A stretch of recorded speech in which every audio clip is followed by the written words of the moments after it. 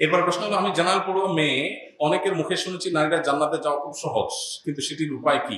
কি কি আমল করলে জান্নাত নিশ্চিত পাবো বলে আশা করা যায়?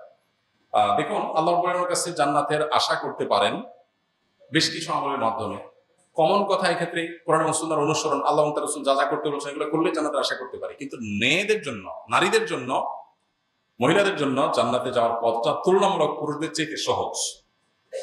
কেন সহজ? পুরুষ হালাল হারাম উপার্জন করতে গিয়ে হালাল হারাম মেনটেন করা লাগে, নারীর সেই দায়িত্বটা নাই। এরকম আরো বহু ইস্যু আছে যেগুলো পুরুষের উপরে বর্তায়, মেয়ের উপর বর্তায়, তাহলে তাদের জানাতে যাওয়ার পথটা সহজ। তারপর নবী সাল্লাল্লাহু আলাইহি ওয়াসাল্লাম 4টি আমলের কথা বলেছেন নারীদের জন্য। এই 4টি আমলকে খুব গুরুত্বের সাথে যদি মেনটেন করতে পারেন কোনো বোন, তাহলে সেক্ষেত্রে তার জন্য জান্নাতে যাওয়া শুধু সহজ নয়, বরং জান্নাতের দুয়ারগুলো তার জন্য ওপেন হয়।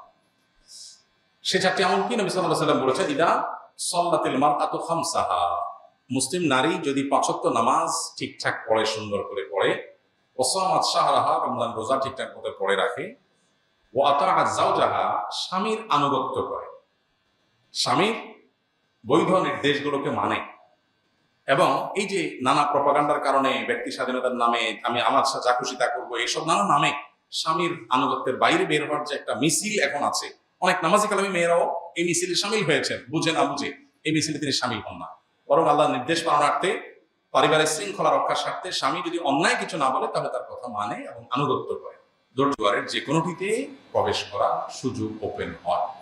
এই জন্য একজন বোন এই বিষয়গুলোকে খুব গুরুত্বের সাথে আমল করা উচিত এবং জান্নাতে যাওয়ার প্রতিযোগিতা তার এগিয়ে যাওয়া উচিত।